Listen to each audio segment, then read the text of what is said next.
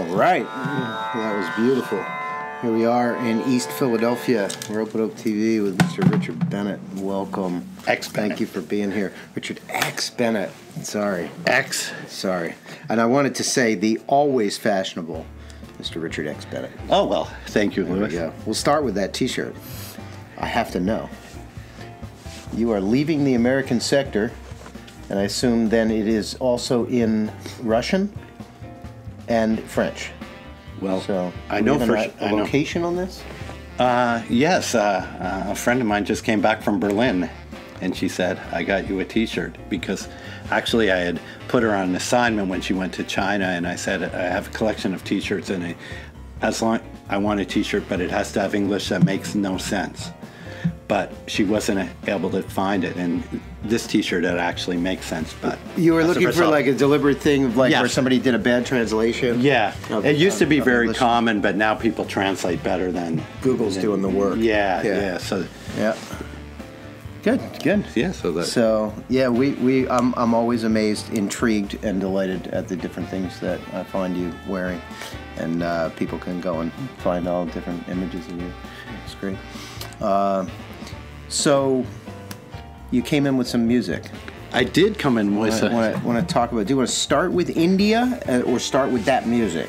well, Or does that start in the same place? well, it does start in the same place, because with this phone, I was using a tambura drone, and in the old days in Indian music, the tambura is a very big instrument, sort of like an oversized guitar, and it doesn't take skill to play, but it's tuned up, and you play it.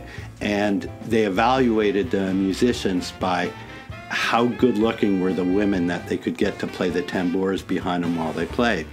So when I first went to India around 15 years ago, they still would have people playing the tambura, and sometimes it was women, sometimes it was considered an honor for their students to sit there and play the tambura. But as first it turned out as a machine that was around this big, and people started using the machine, Right. and the machine cost around $150, and then here came the phone, and that was one more business that went away, because now everybody just takes the puts it on phone, the phone. and it's got it's got a tambura app with the thing, so people practice with. And now you can just hold your phone and see if any beautiful women come and dance. That's not gonna happen. working. I wouldn't say it's the most popular music in India. I would go for Bollywood for that. You called it a drone though, so Yeah. I wanted to identify that right away. So we're not talking about something flying around.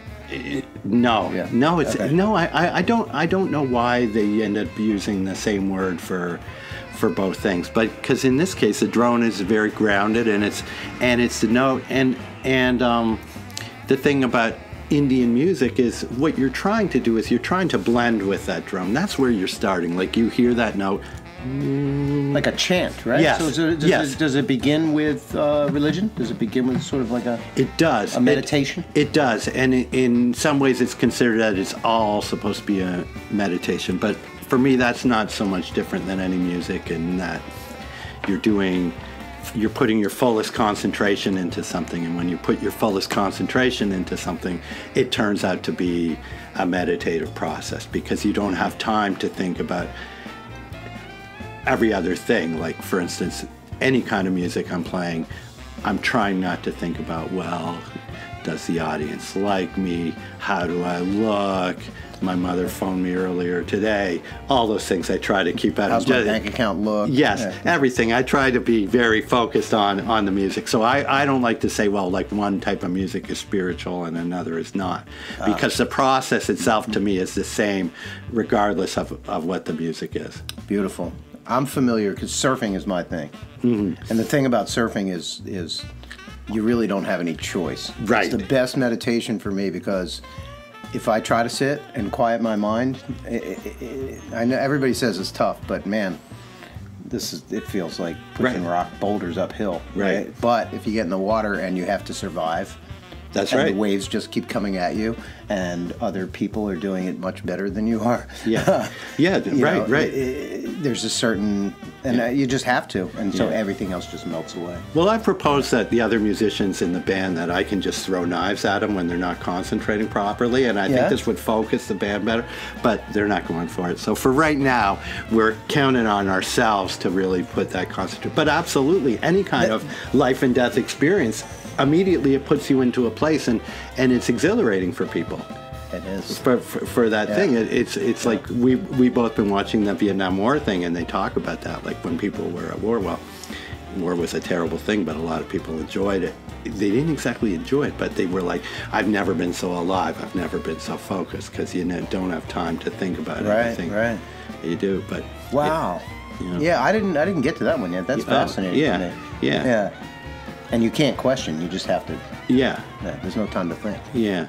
No time to think. Yeah. So on that, with that terrible image, I like, that's basically the sort of thing. And in terms of Indian music, I play a lot of music that's based in some ways on Indian music, but the thing that was very inspiring to me about the music is that there's a lot about it that I don't like. And to me, if there's a music that I really like, I don't really find it inspiring, because I'm like, I don't need to add anything to this. Like I'm a big James Brown fan, and I used to play like in bands with guys from his bands and different stuff, but I never listened to it and go, oh wow, if I only did this is going to put it to a whole new level. I already thought it was on the level that it needed to be. So creatively, it wasn't like really doing something for me. But for a challenge. Yeah, but for Indian music, I kind of don't really like how they play rhythm in it. I'm not really that big as a fan of the sound of this drone, so I was like, well, let me have a different kind of sounding drone in the thing. And they don't have harmony, and obviously piano, you can add harmony, and you can add like polyrhythms and a lot of different stuff. So I was like, let me take the part that I really like, which is the melody, and that's the part that I really work with, the concentration on melody. And what the difference between it and jazz is that jazz, generally, when you take a solo, you have your choice of any of these notes at any time. So because it's within your creative thing. Okay, I feel like playing this, or whatever, and it's like, okay, I feel like doing that, but there's another tune with a different chord, but I still feel like playing that or something different. So it's wild. It's like you're totally free, Spontaneous. I do think. And when I'm playing in a raga basis, for a lot of points, what I'm trying to get is a certain sort of feel and mood that are related to the very notes that you're allowed to play. So in the case of this one that I was playing,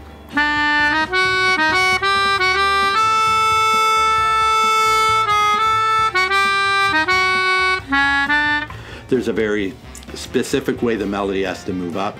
There's a very specific way the melody has to move down, which is quite different.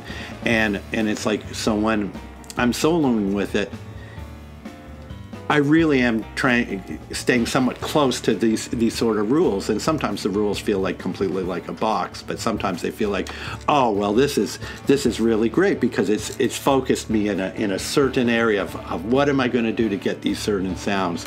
And so what I'm playing here is actually from this record, Experiments with Truth, and my band plays on the actual song. It's called Experiments with Truth in raga ramkali, and the rest of the band, they know nothing at all about the raga, but I do. So what I'm playing in there is actually if for some reason, like in the middle of New Jersey, an expert on the raga came walking by, which would not be so strange because we have lots of people, raga fans in Jersey. And when I play traditionally, Indian music, it's often like in Edison, New Jersey, or in Jersey City, or interesting. Yeah.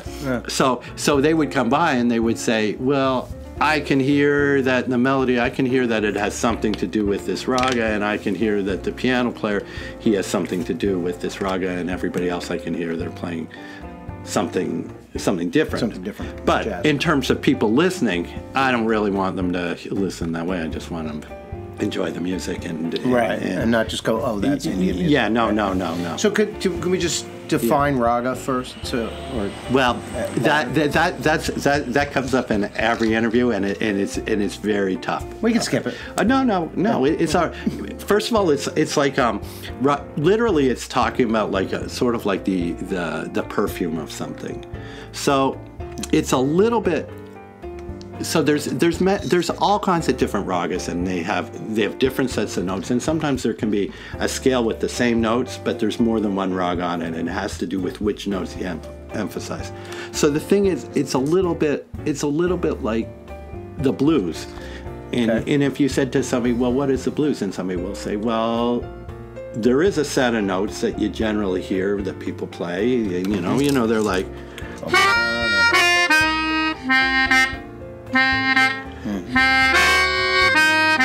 You know, I played that. Everybody's going to go, okay, yeah, he's playing a blues. So, but it's not just a set of notes, and it's not just the rhythm, and it's not. So it's just an element of these things. So there's a technical aspect and a spiritual aspect, and then. But it's not just like there's they'll always say there's thousands of ragas. I don't know if there's thousands, but there's certainly like a couple hundred, and of which at different points I've played like 15 or 20 or. So did you wake up one day and say, India, I have to go? How did that happen? Actually, the way it happened is my girlfriend at the time, who is now my wife, Paula Janine, she was interested in Indian music. So they had a program there where you went and you studied with a singer, and then at night, because she's a jazz singer, she would perform. So she was performing at this place called the Oberoi Hotel in Mumbai, which later on got bombed in their version of 9/11 and got destroyed. Oh my! Right. Yeah. But so she was playing with this jazz band at night, and she was studying it today. And she was like, "Well, why don't you come to India? And visit me." So I went to India, and I just had a terrible time. I hated it. I hated everything about it, pretty much. And then word was that I was there, though, and so like the jazz musicians wanted to play with me, right? So so I played with them, and I hated how they played. They were like playing like 70s fusion, which is not what I'm into, and like really loud electric bass, which is not what it was like everything that I pretty much didn't like about music they were doing. So I was like, well, I'm never going to play with these people again. But meanwhile, her teacher at the time, Dhanashree Pandit Rai, who's Paula, she had written me, and this is like around 15 years ago. She had said, the crazy thing about this woman is, she said, she's more like you than anybody I've ever met in my life. Like talking as a person. She says, every day she says something, and I'm like, I can't believe you just said that, because that's exactly what he would have said. Interesting. So we met, and we became friends immediately. And then just the day before I was going to go, she's like very. She's upper class, and like her dad went to Harvard, and they had a piano in the house, which you never really see too many pianos in India. So I played the piano a little, and she sang, and it was like, oh, this sounds kind of good. And she was like, well, if you ever come back, let's perform. So I was like, okay, that sounds great, but I'm never coming back. So meanwhile, the next year, my wife, Paula, she loves India.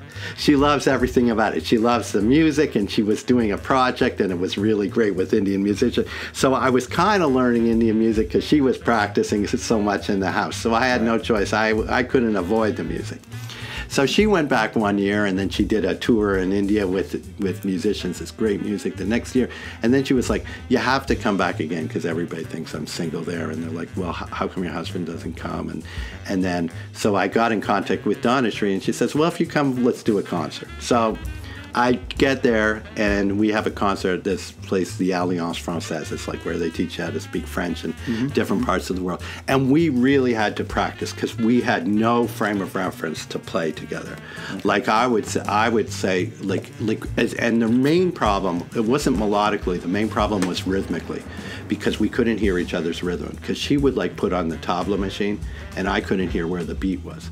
So I would like have to look at the machine, and then the color would be changed where it was one. So I would watch by the colors. So I was literally practicing, like going ding dong dong dong ding ding dong dong dong, and then I found it. But then I would be playing the piano, and I'd go, okay, let me start the song, and I'd go like da da da da da da da, and she'd say I can't hear that introduction to Showing Me Where the Time Is, because that was where that's where the cultural issues were. So we practiced really hard for like a week or 10 days to where we could actually start a song together. And then we were like, okay, we could start a song. We have the concert. We did the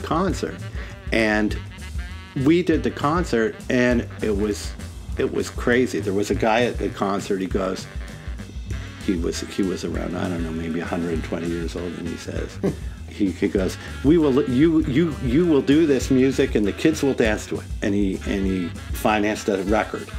And immediately the word was out. It was like this kind of crazy overnight success. Everybody loved the sound. It was like it hit something that people want.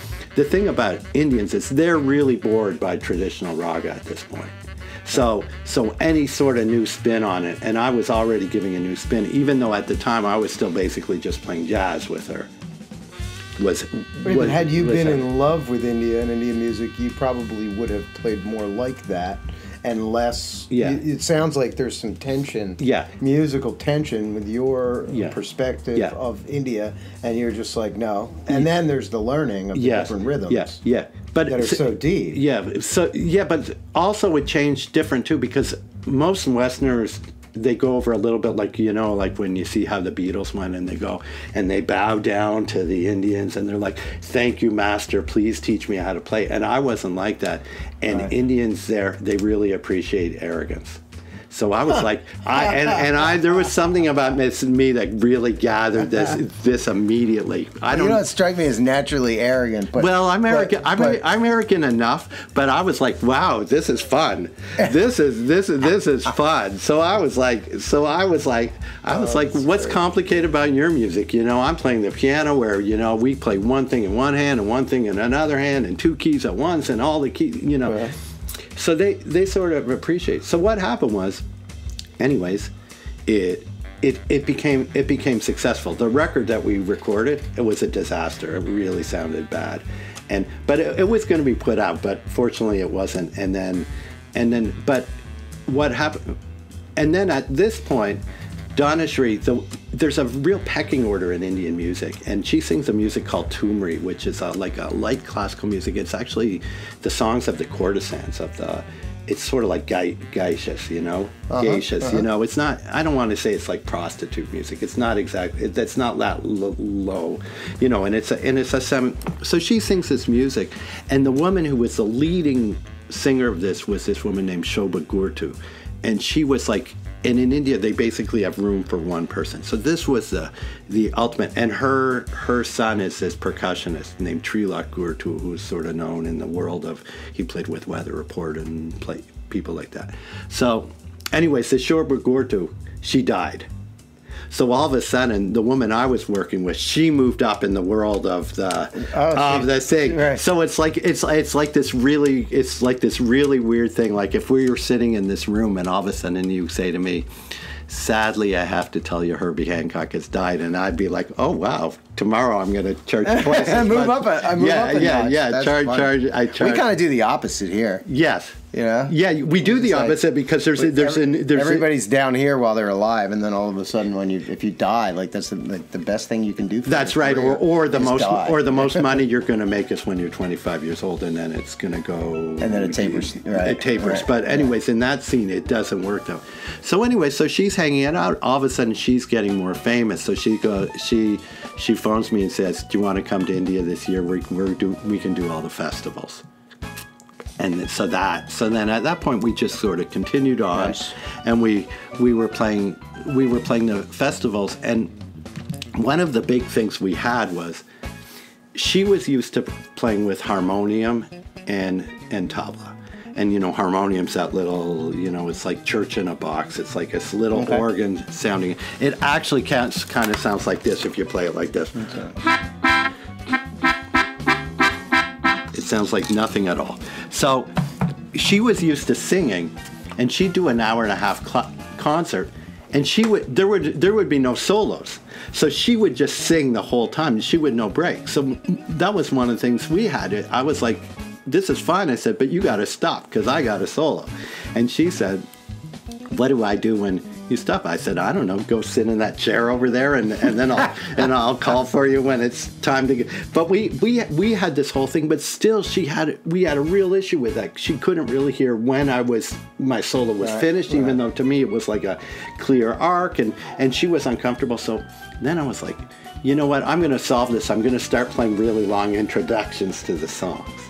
So I'm at her house practicing, and I'm practicing like the introductions for these various songs. And her mother, who was a real music fan and was probably like 80 years old at that time, she kept walking by and she'd say, "You're playing Raga Puriya Dhanashri," and then because I was playing the intro for a certain song we were going to play, and then later on she'd walk by and she'd say, "You're playing Raga Marwa," and I was like, "Oh, I am playing the ragas now." Wow. And then various things. I was like, I can no longer say that I'm not playing the ragas. And at that point, I recorded a solo piano record. The osmosis was complete. Yes, the osmosis. And later on, I took lessons too. But that's sort of how it worked. It was like I was waiting for it to, because I didn't have the nerve to make that claim. I was like, they can make the claim if they want. So, and that's how it worked. So let's fast forward to this year. Yeah. So 2 records, Experiments with Truth and What Is Now. Yes. So on Experiments with Truth, you've got the full flavor of your experience in India. Yes. Right? Brought to a new presentation of how you want to blend your experience. I would say some of this music I'd already played with a sitar player, so I was playing it with the classical Indian instruments, and I'd already made a couple of albums like that, and also I was like, I don't really want something that, you know, when it's finished, everybody goes, "Oh, this is really nice," and then I can do an NPR special or something like that. It's just like, it feels like it's very middle of the road in some sort of way. So you wanted some challenge. I wanted some challenge, and I wanted some real grit and some depth and I was. You know, I was always playing jazz during this time. You know, I play with Michael Blake, who's another of your Ropeadope artists. And fam, you know, and I was introduced to Michael Blake by Tony Scher. Right. So it all just circles around. Yeah. So anyway, so I was like, I wanna play it in the context. I want the intellectual ideas behind it are going to be Indian, but everything else about it will not be Indian. Okay. The rhythm will not be, the sound coloring will not be, because I'm using 2 horns. You know, so it's a jazz group. If you didn't know any better, there's no Indian influence at all, and yet it'll filter through for the people who do know. It will be, but it's not important to like say it's an Indian-based record or anything like that. I mean, everybody is interested in my experiences there because they're, you know, because they're kind of. But it's also just about like, for instance, there's the one song called "Say Om," and that to me. It's like, and it's good because we got the train going by as I say this. Yep, East Philly local. It's about.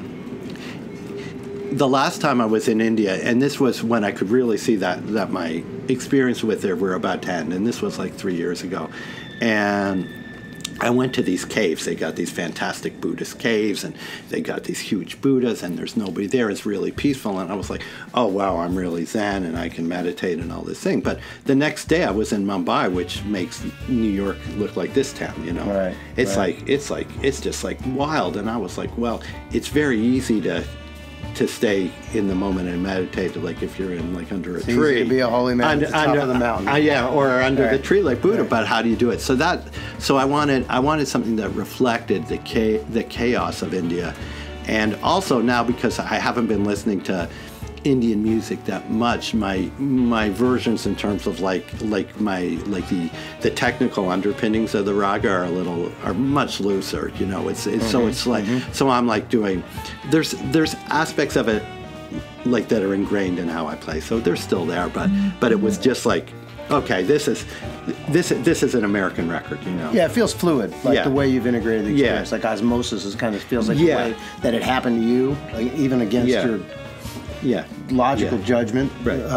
and now this is a further stage of that, right? Yeah, I mean, the only other thing I'll say about it is I come from Canada, from a non-musical family, you know. So when I started playing, you know, I play New Orleans R&B, you know. There's nobody in my family going, you know, you know, there's no funkiness in my family. They didn't play that music. So all music to me is a learned language.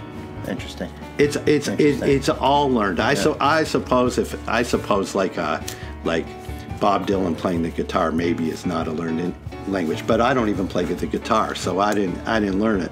Well, it's fascinating. I mean, you know, we've interviewed people who you know, from New Orleans, who've grown up with it, and it's just in their blood and their family for generations and generations. Yeah.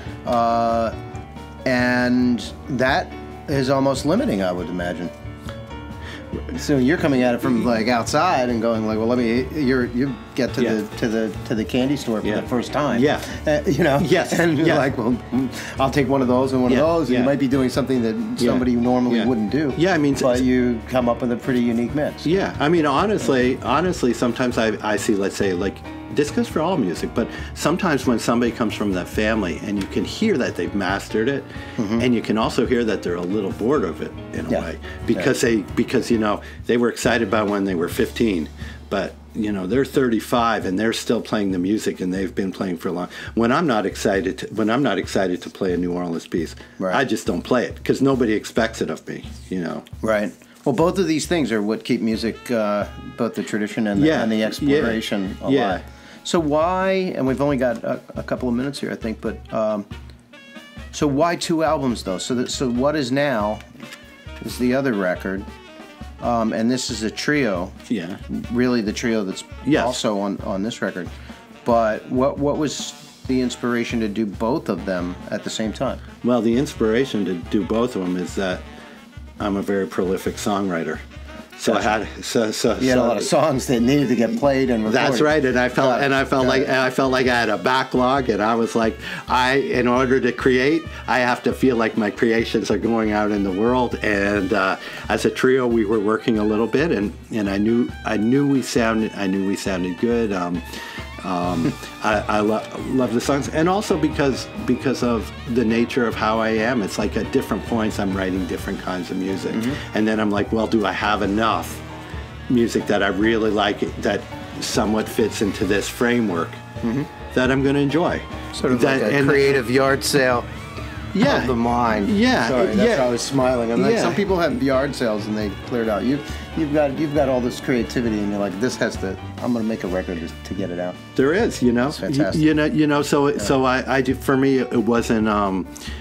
If I didn't feel like I had I mean, I have to feel like I have like 15 songs, and because I know that there's a couple that I'm going to really hate after I record, and then drop them off the. Do you do that? So you record and then you come back and you're like, okay, these just didn't make the cut. Yeah. So you're kind of sweeping back and editing really. Well, like on What Is Now, we did the. Some people are just like, here it is. Oh no! Recorded it. No. I want to try to get at least like 65 minutes of music, and then take out the 15 that I can't stand. There you go. Yeah. That's a big part of the process. I'm actually a pretty good editor. So what's coming up? We just got a quick ending here. What's coming up? You're playing in New York. Yep. Are you going back to India? No. There you go. I got really sad. I got with your wife. No, see if you're going. No, she doesn't want me to go either. Last time I went to India, I was sick for 4 months after I came back. So that's gonna stop. So she's like, we have a price that will get me back to India, and no one has offered it yet. There we go. Yeah. All right. Well, I think we are out of time. Thank you so much for coming. Thank you so much for this incredible music, and people in the credits. Take a listen to Richard X Bennett.